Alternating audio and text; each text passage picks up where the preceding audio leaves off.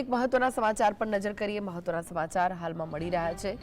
રાજકોટના નહેરુ નગરમાં 3 બાળકોએ મકાન પર પથ્થરમારો કરવાના મામલે મહત્વના સમાચાર સામે આવ્યા છે।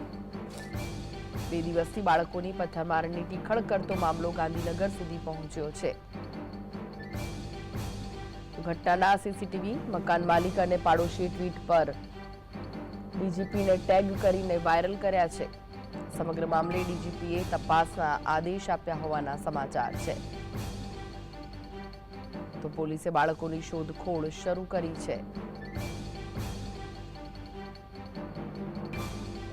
બાળકોએ ટીખળ કરી મકાન પર પથ્થરમારો કર્યો તે વિસ્તાર અશાંત ધારામાં આવે છે। રાજકોટના નહેરુ નગરમાં 3 બાળકોએ મકાન પર પથ્થરમારો કરવાના મામલે આ મહત્વના સમાચાર સામે આવ્યા છે। 2 દિવસથી બાળકોની પથ્થરમારાની ટીખળ કરતો મામલો ગાંધીનગર સુધી હવે પહોંચી ગયો છે। ઘટનાના સીસીટીવી મકાન માલિક અને પાડોશીએ ટ્વિટર પર ડીજીપીને ટેગ કરીને વાયરલ કર્યા। તો આ વિશે વધુ માહિતી માટે જોડાઈ ગયા છે સંવાદદાતા લકીરાજસિંહ। લકીરાજ, શું છે વધુ વિગતો આ સમગ્ર મામલે? આપને જણાવી દઉં કે ગઈકાલે એક બાળકોનો વિડીયો છે તે સોશિયલ મીડિયામાં વાયરલ થયો હતો। નહેરુનગરમાં 3 બાળકો દ્વારા જે મકાન ઉપર પથ્થરનો ઘા કરાતાના સીસીટીવી ફૂટેજ છે તે વાયરલ થયા હતા।